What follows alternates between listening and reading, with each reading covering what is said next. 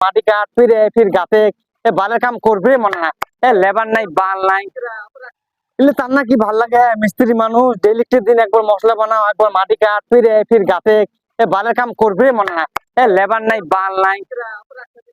এইলে তার না ভাল লাগে হেড মিস্ত্রি লেবার আনে না বাল আনে না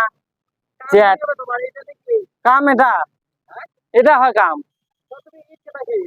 মিস্ত্রি মাসুক শক্তিটা লাগে দিছে ঢালাই এগো মশলা বানাও